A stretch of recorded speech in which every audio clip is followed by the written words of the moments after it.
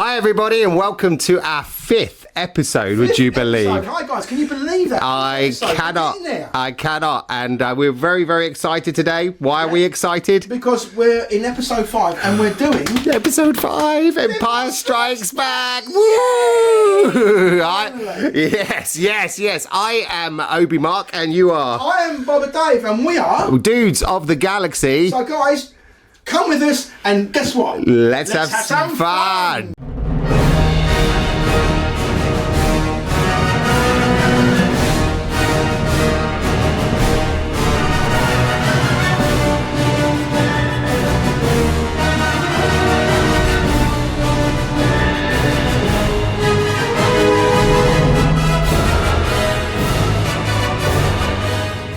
Dum da ba da dum da ba da da da da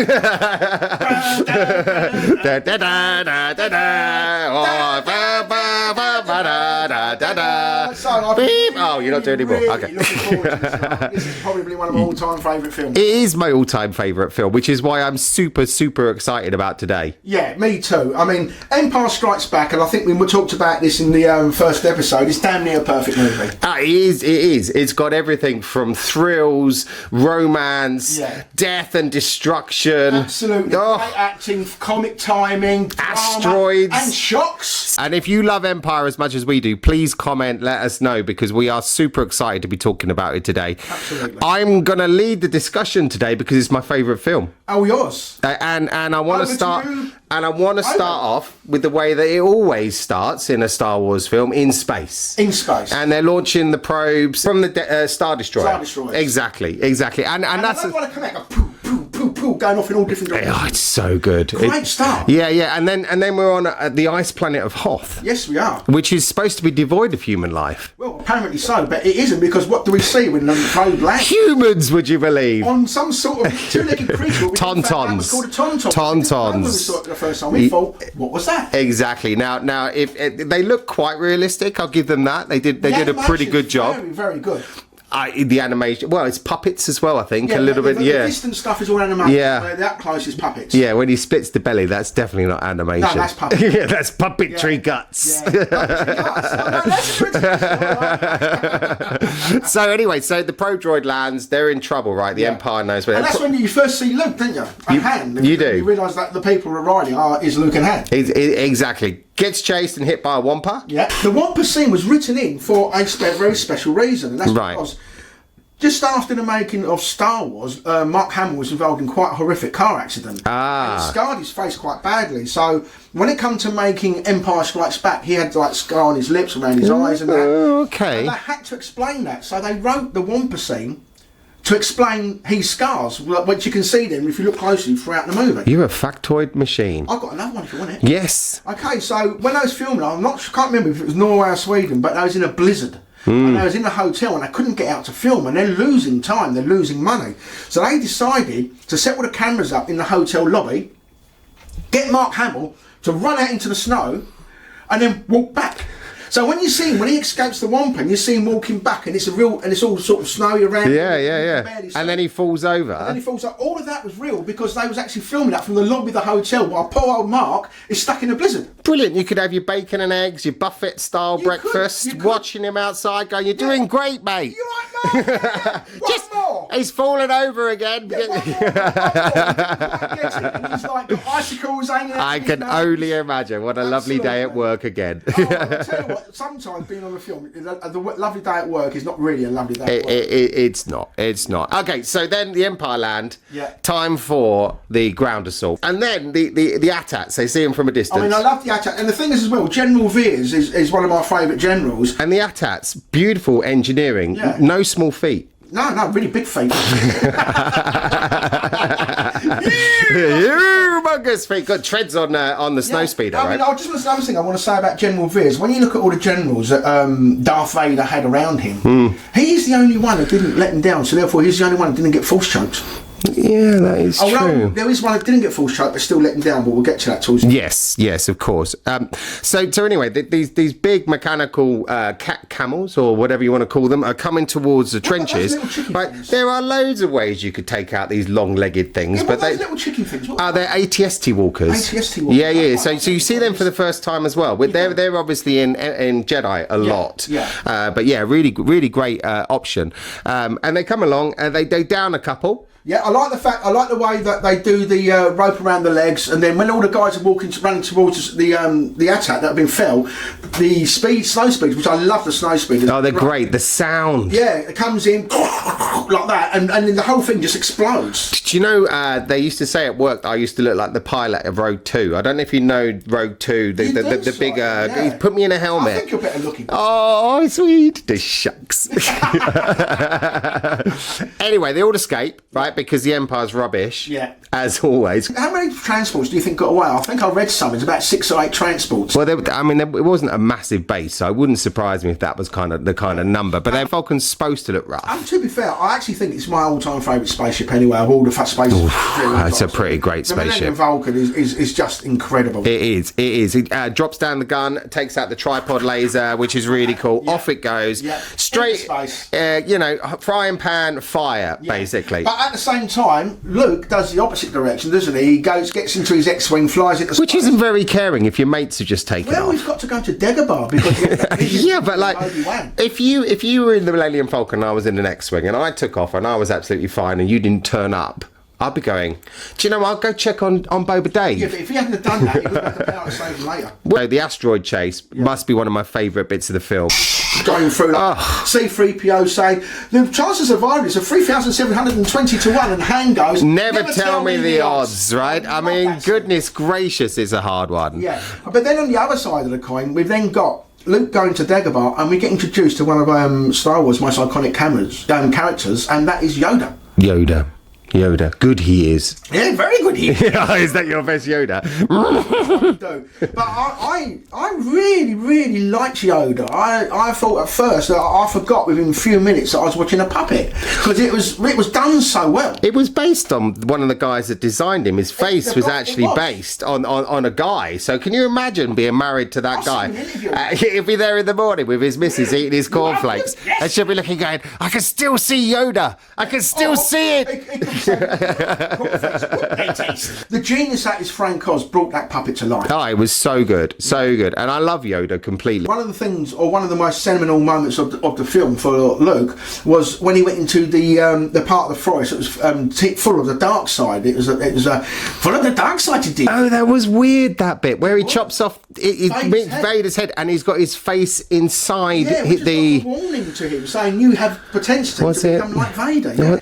But I mean, it was also from there then that he started seeing his friends getting punished, because at the same time, if we go back to the chase with the starships going in, the destroyers going into the asteroid field to follow, and then you see one guy, one of the generals saying something, he disappears. Yeah, because he gets walloped by an asteroid.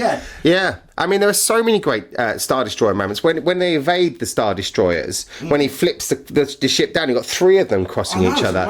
I mean, there's some great stuff. And when he goes to the big asteroid and he does that lovely turn. He goes, that looks great. And he does that lovely... He does that at Cloud City as well. Does, yeah. Well, he doesn't. He's obviously... But that's when they go and get Luke. Yeah. Maybe that's because Lando taught him to fly. It's a possibility, because they knew each other when they were young. It's got to be. Yeah. I love that scene. They get in there, and then it's the Minoc, isn't it? I think they're called the Minoc, the creatures that eat the cable. They are called Minocs, yes, and he clears them off. Yeah, he goes out, and then what he does, he shoots something, and everything moves. So then he goes, wait a minute. Hold on. And then it really goes bad, and then you hear one of my favourite theme tunes, go dun dun dun dun dun dun. Oh, that's great. And they go running in. That's a really good tune. And as they're flying to get out of the thing, you see his big teeth coming down and closing, and I just straight through. They can't call them space slugs. Do slugs have teeth? But it had teeth. Wow. We've talked about this before. Why would something that big be interested in something that small? It's probably like trying to get a mosquito equivalent to us, I right? reckon he thought it was like an indigestion tablet from an earlier meal. Well, I think maybe he's just peeved that his guts hurt after being blasted. Oh, he just wanted to Do you know, like a vengeful slug? A vengeful slug. Well, you would do. Someone just shot a laser beam into your... Well, you would. I mean, even if you are big, you'd probably go, oh, that tickles. But then comes one of my favourite scenes, is when Han, like, he goes, right, ding, no light speed, so how are we going to get out of here? He turns around and goes to attack mode to the Star Destroyer. That's great. And then he disappears. Yeah, which is a proper smuggler move. Would you agree? I think... he attaches himself to the back of the ship. Yeah, back of the radar dish. Yeah. In which case, he's off their scopes. Exactly. They think he's gone into light speed. And Captain Needa now has to go and apologise to Vader, which is probably that's probably quite a long ship ride, I would imagine. I'll get my shuttle. I'll to Vader myself. And then the next thing you see him on the floor and he goes, apology accepted, Captain Needa. Oh, Needa, yes. Love it. So off they go. Boba Fett. But there's a very, this is where you first see Boba Fett, right, as well. Know that Boba Fett is formidable because he really knew they had done that. He knew. And he followed them because they ejected themselves with the rubbish when they got rid of all the rubbish. It's an old smuggler trick, like we said. And then Boba Fett, he knew. I mean, he'd already put the Slave One into the rubbish with the rest of the stuff to be ejected. And the thing is, as well, in my opinion, is that although they don't show this, is when the reason that the Empire got to Cloud City before Han did is because once he figured out where they was going, he popped on the light speed. Vader, and then he did light speed to them. Yeah, because they didn't.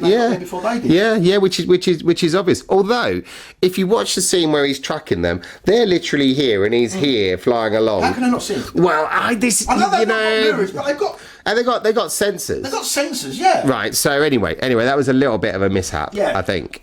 When we get to Cloud City, I know you've got a problem with these spaceships. No, the pods. The twin pods. The twin pods. Yeah. Now we've talked about this before, and on our discussion. Why they got two is one a pilot and one a navigator. Is one a pilot and one controls the weapons? We don't know. Do they both fly? One goes one way, one goes the other. Yeah, it would be like almost like we're dropping me off first. Yeah, try and switch. It's just not going to work. No, you're not. We're going to my house. No, we're not. Yeah. Maybe they split. So anyway, in Cloud City, I don't mind Cloud City. I quite like it. We meet another iconic character. Lando, of course. Who's a great guy. I like him. He's a smuggler. He's a swindler. Yeah. He's a little bit in it for himself. No. You can't call him. That's not his word. No. It's Princess Leia. Exactly. Which is very rude, scruffy looking. I think a nerf is an animal. So we're in the Cloud City. Yes. Vader sets a trap. Brilliant bit where they open the door and Solo straight away with his gun. I mean, right? he doesn't. I mean, most people would have been like, looked at Lando like, you betrayed me. Looked at someone else, you betrayed me. Looked at yeah. He just draws and shoots. He's like, I gotta kill you, man. I kill you with my gun. But Vader, is it the force he uses to deflect? Well, I assume so, unless he's got laser-proof gloves. Is it possibly like Kevlar gloves or something? Yeah, something. What's that metal called? Beskar. Beskar, sorry. But then again, don't forget, in the Force Awakens, which we're going forward now, Ben Solo or Kylo Ren does actually stop a laser in mid-flight. So you're absolutely right. Like Maybe. I don't know again.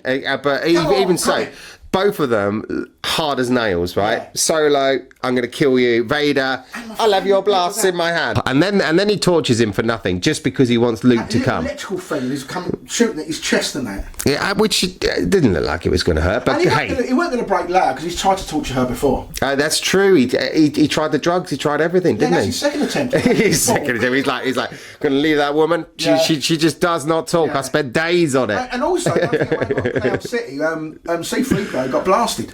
Oh, he did.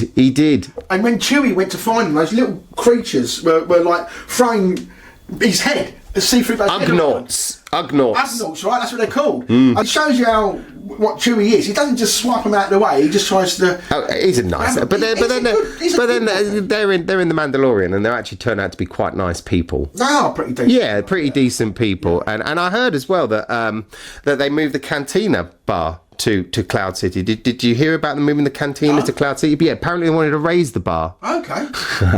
Oh my goodness. And we're off. We're off. I'm going to get you today, my friend. That was pretty bad. Well, I won tries. Oh, another thing I want to talk about. I have a. Guys, you're going to love this. This is incredible. So you'll probably see this if you've seen the other Dude episodes, but I wanted to allude to my picture, which is here. And this picture is signed by David Prowse, and it's an Empire picture. We all know when this we'll is. be talking about this scene. We all know when this is. This is where he's like, I am your father. Yeah. He's just chopped off the bit here. And David Prowse put to Mark, obviously, but Obi Mark, but I am your father, Darth Vader, David Prowse. That's amazing. I mean, that to me, that is really something quite special. Isn't it lovely? That's how much I love the film. One of my treasured possessions. But then we get into what I like to call the meat and two veg of the film. This is the bit when it starts getting really dark. Now we've got. Yes. They're going to put Vader. Vader's going to put Han Solo into carbonite because he wants to test it because he wants to trap Luke in there. Yeah. So they walk Vader, Chewie, Leia, and what's left of 3PO on the back, Chewie's back, into the room where they're going to do it. And they stand there, and this is where, for me, one of the most iconic scenes in cinema history. This is the bit when she says, "I love you." Oh, and he says, "I know." Oh, I know.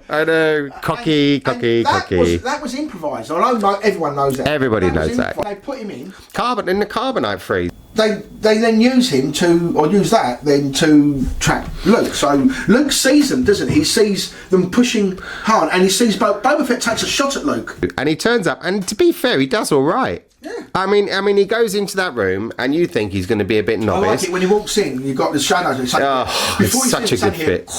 Yeah, and the oranges and reds on the lights is just perfect, absolutely perfect. But you are not a Jedi yet. Yeah, impressive. Because he gets Luke into. They have a battle, and then he gets Luke into the carbon freezer. He does. And he does that with his hand and throws a switch with the Force.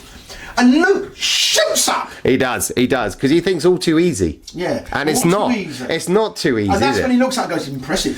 Impressive. But you can see actually at the beginning he's actually playing with Luke because he's only one-handed on his lightsaber whilst Luke's two-handed, and he's just going. And then Luke goes out and he lands on. I'm not even sure what that thing was. Some kind of gantry or something. Yeah, something like that. So and then Luke hits him again on that gantry when they're lightsaber, and he gets really angry. Then that's when he chops his hand off. Yeah, it's like bye-bye hand in the saber. He said, "I've had enough of this." Yeah. Hand off. And then, to me, one of the greatest moments in cinema history. One of the ultimates. Absolutely destroyed us when he walks out and he goes, "Obi-Wan never told you what's happened to your father." Did you know it was coming? No. You didn't know he was his father? Not Sorry, spoiler if nobody's ever seen this 1980s film, but... No, and then Luke goes, "You told me enough. He told me you killed him." And he goes, "No, I am your father." And that is one of the misquoted lines in cinema history. So even David Prowse got it wrong on my thing, because he said, but I am your father. Mate, what if he actually was? Have you thought about that? Can you recognise you? Mm-hmm. Thought about that? You mean saying I'm Darth Vader's son? You could be. I'm so excited. I do feel it inside, a yearning for power. Yeah. I'm scared, guys. Could you please help? No. You want to watch it? I'm going to do it the old electricity. Absolutely. So anyway, great falls down the hole. Goes into some sort of garbage chute, which then opens up to another garbage chute, and which ends up hanging off what is essentially a TV area. Which, if someone had fell down there, is very dangerous. Again, more health and safety issues. Well, absolutely. I mean, again, if anyone's got any health and safety they can help us with, and this may be some more sheets. I mean, what's there's some risk assessments. Risk assessments. Your risk assessment broke us. It was so funny. So if you've got one for Cloud City, yes, please. That bad boy over. Yes, please. It seems very dangerous to fall all that way and then actually survive falling down a tube, and then the tube dumps you at the bottom. It does. But then Luke then uses his power to contact Luke, Leia, which again alludes more that there's more of a connection there. Yeah, you're right. And then they do the cool flip over, and then off they go. Lando comes up through the roof of the Millennium Falcon to help Luke and bring him in, which is a nice touch. Yeah. We see some of the functionality of the ship. And then they're off ski again. Yeah. But they fly straight into the is it the Excalibur or Excelsior Star Destroyer, the big super one? Yeah. And they're about to get them, and who saves the day? R2D2. R2, Now, how many times Darn has D2. R2D2 saved the day? R2 was the one that always plugged into the systems so you could translate and open doors and stop trash compactors and stuff like that. R2D2 has saved the day more. No. But R2D2 kept saving the day. And for something that looks like Dusty Bin, a little tiny waste paper bin on wheels, incredible droid. Absolutely. It's like a Swiss Army knife. Well, he is. I think that's the whole idea. Every You know, he's time got a see bit of him in everything. films, you see something new coming out of him. You know, I haven't seen that version. If I'm honest, I've never seen that one. That was the 18th. So it's time, I think, to wrap up the film. Great film. I think we absolutely love it. I love it all. There's not apart from that weird bit in the dark forest, I like, which you like, but then that's us. Yes, it is us. You know, aliens again, Yeah, all you was over, wrong about right? Yeah, you were. So anyway, I'm going to try and make you laugh, right? It's a standard thing, right? Okay. So I've got a joke book. People probably can see on the thing. I've been trying for quite a few episodes. So you brought in extra help. yeah, but I'm not sure this is going to be great. But we're going to go for it. So there's a stormtrooper, right, going into a market, right. And he goes to the first place and he says water because he's on Tatooine, right, in the market. Water, and he goes no sorry, I only have jelly here, no water. He goes, oh, okay. Goes to the next little stall, goes water. He goes, oh no, I've only got these sweet cake sticks. Yeah. He goes, oh okay. And he goes to the next one and he goes water. He goes, no. I'm afraid I've only got these little rainbow sprinkles. And he returns to his mate and he goes, that's a trifle bizarre, isn't it? No. Okay, guys, that's our episode. I hope you liked it. We thoroughly enjoyed it. Oh, one of my faves. Absolutely fantastic. Please like, subscribe, comment. Definitely comment. Let us know what you think about what we're talking about. Ask some of our questions, or just tell us what you would like us to talk about. Because next year, we're going to start talking about. So we're going to start going for some of the suggestions that you've given us. Yeah. And start talking about them. Season 2. Season 2. Guys, really enjoyed this. Like, subscribe, share it. Tell your friends about us. You want to grow this channel. We love doing this. We love your comments. Until next time. I am Boba Dave. And I am Obi Mark. And we are Dudes of the Galaxy. So see you next time, guys. Bye. Cheers, mate.